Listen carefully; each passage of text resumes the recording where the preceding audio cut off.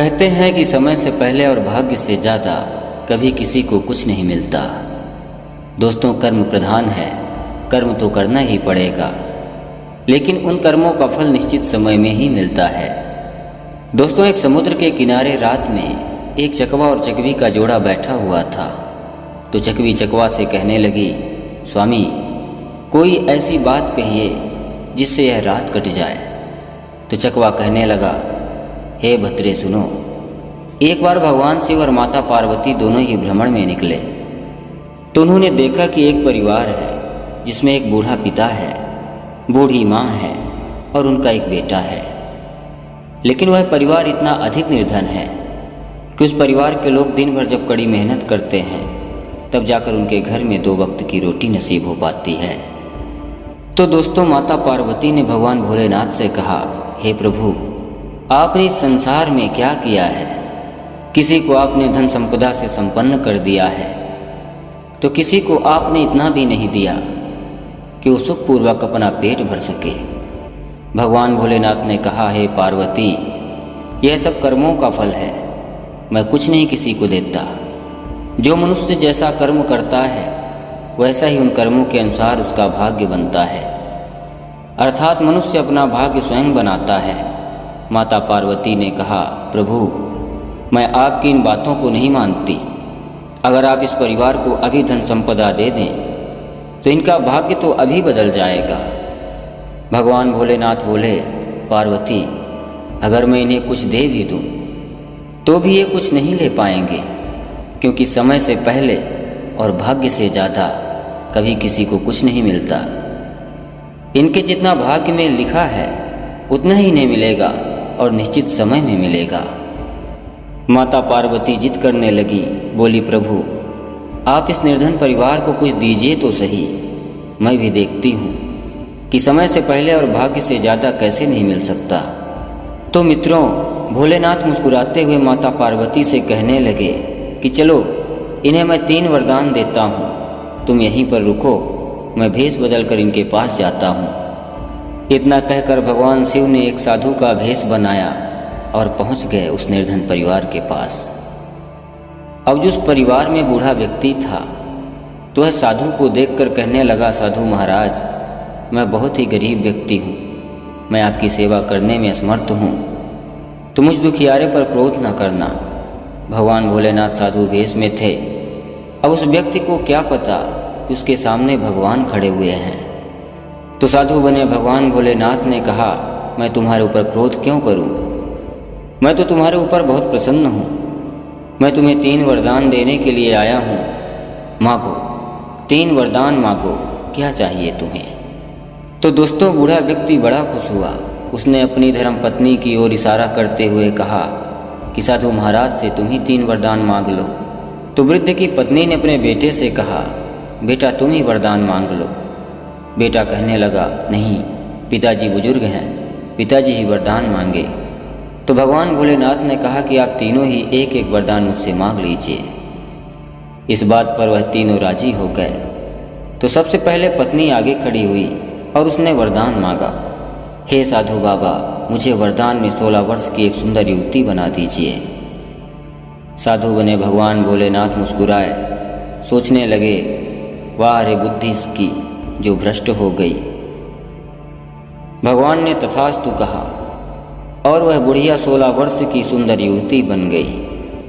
अब जो बूढ़ा व्यक्ति था तो जब अपनी पत्नी को 16 वर्ष की युवती बना हुआ देखा तो सोचने लगा कि अभी तक हम लोग खुशी खुशी रह रहे थे, अब ये युवती बन गई है तो अब यह मुझे छोड़कर चली जाएगी, तो क्यों ना मैं भी 16 वर्ष का युवक होने का वरदान मांग लूँ। तो दोस्तों, उसने भी कहा, साधु महाराज, मुझे भी 16 वर्ष का युवक बना दीजिए। भगवान ने कहा, तथास्तु। अब वह बूढ़ा व्यक्ति भी 16 वर्ष का युवक बन गया। दोस्तों, अब बेटे की बारी थी। बेटा सोचने लगा कि मेरे माता पिता ने बहुत गलत किया है। अभी तक तो सब कुछ जैसा भी चल रहा था ठीक ही था।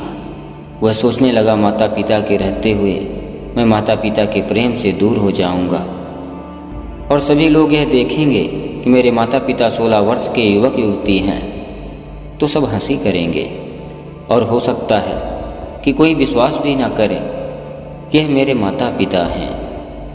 और यह भी हो सकता है कि मुझे लोग यह भी कहें कि तुमने अपने माता पिता को घर से निकाल दिया है और किसी दूसरे युवक युवती को घर में शरण दिया है। यही सोचते हुए बेटे ने कहा, साधु महाराज, मैं आपसे यही वरदान मांगता हूँ कि मेरे माता पिता को वैसा ही बना दीजिए जैसा कि वो वरदान मांगने से पहले थे। भगवान ने तथास्तु कहा और उसके माता पिता पुनः पहले की ही तरह हो गए, अर्थात उसी अवस्था में हो गए जैसे कि वो पहले थे। मित्रों, भगवान भोलेनाथ माता पार्वती के पास पहुँचे और बोले, तुमने देखा पार्वती, मैंने कहा था ना कि मैं इन्हें अगर कुछ देना भी चाहूँ तो ये ले नहीं पाएंगे। हे पार्वती, एक परिवार और है जिसका भाग्य जागने वाला है। माता पार्वती ने कहा, वो कैसे प्रभु? भगवान बोले, कुछ देर बाद तुम स्वयं ही देख लेना। दोस्तों, अब भगवान भोलेनाथ और माता पार्वती आगे बढ़े तो उन्होंने एक परिवार को देखा जिसमें एक बूढ़ी माँ थी जो आंखों से अंधी थी। उसका एक बेटा था और बहू थी और उनके कोई भी संतान नहीं थी। भगवान भोलेनाथ ने फिर से साधु का भेष बनाया और भोलेनाथ उस बूढ़ी माँ के पास पहुँचे और कहने लगे, माता, मैं बहुत दूर से आया हूँ तो सोचा कि आपके घर में थोड़ा सा विश्राम कर लूँ। इतने में ही बेटा बहू भी वहाँ पर आ गए। मित्रों, वह परिवार भी बहुत ही निर्धन था, लेकिन जितना हो सका उतना उन्होंने साधु बने भगवान भोलेनाथ की सेवा की।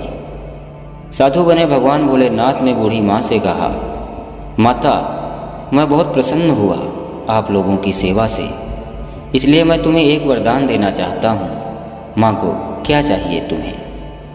बूढ़ी माँ ने कहा, साधु महाराज, अगर आप मुझे वरदान देना ही चाहते हैं तो मुझे यह वरदान दीजिए कि मैं अपने जीते जी अपने पोते को सोने की थाली में खीर खाता हुआ देखूं।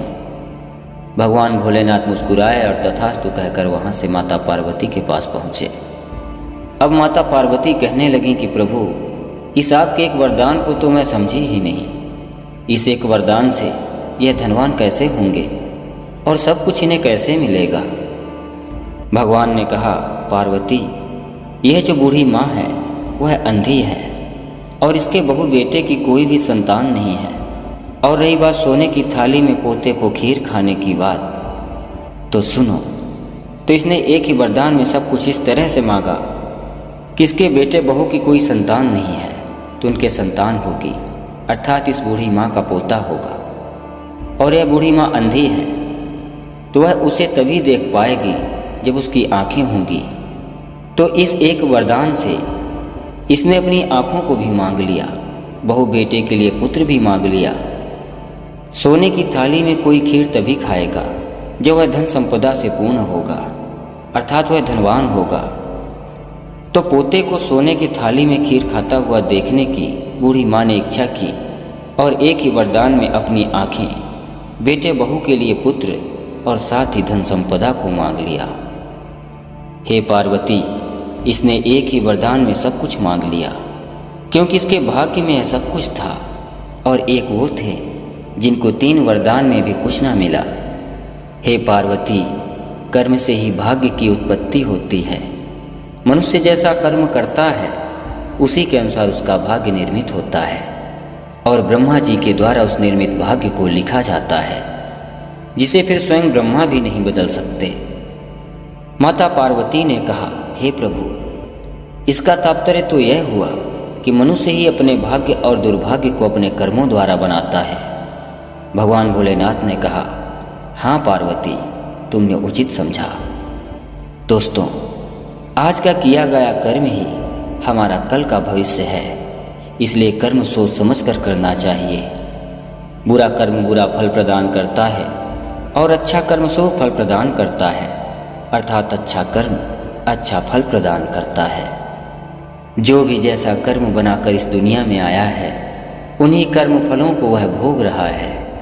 कोई अमीर है तो कोई गरीब है, सब अपने कर्मों का ही फल भुगत रहे हैं। भगवान को दोष देना यह उचित नहीं है। दोस्तों, आशा करते हैं कि यह वीडियो आपको अच्छी लगी होगी। तो दोस्तों, अगर वीडियो अच्छी लगी हो तो कृपया वीडियो को एक लाइक करिए एवं वीडियो को शेयर करिए।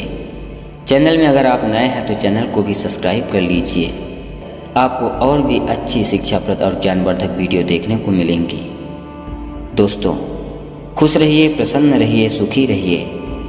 वीडियो में अंतिम तक बने रहने के लिए आपका बहुत बहुत धन्यवाद। हर हर महादेव।